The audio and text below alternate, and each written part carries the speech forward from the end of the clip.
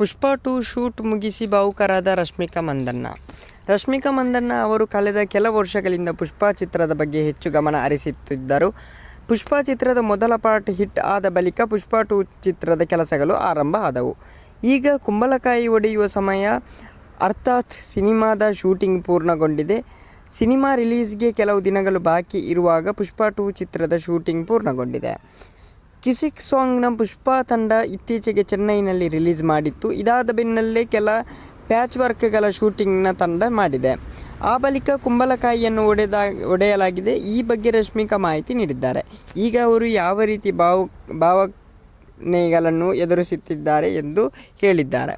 ನನ್ನ 8 ರಿಂದ 7 ವರ್ಷಗಳ ಜರ್ನಿಯಲ್ಲಿ ಕಳೆದ 5 ವರ್ಷಗಳು ಈ ಸೆಟ್ನಲ್ಲಿ ಇದ್ದೆ. ಇದು ನನ್ನ ಮನೆಯ ತರಹ ಭಾವನೆ ನೀಡಿದೆ.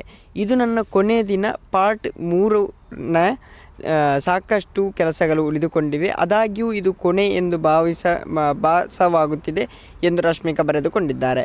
ಈ ಮೂಲಕ 3ನೇ ಪಾರ್ಟ್ ಬರೋದು ಸ್ಪಷ್ಟವಾಗಿದೆ. ಅರ್ಥವಾಗದ ಕೆಲವು ರೀತಿಯ ದುಃಖ ನನ್ನನ್ನು ಕಾಡುತ್ತಿದೆ.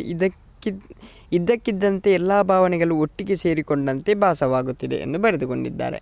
ಓಕೆ ಗೈಸ್, ಮುಂದಿನ ವಿಡಿಯೋದಲ್ಲಿ ಸಿಗೋಣ. ಅಲ್ಲಿವರೆಗೆ ಲೈಕ್, ಶೇರ್, ಸಬ್ಸ್ಕ್ರೈಬ್ ಮಾಡಿ. Thank you so much guys.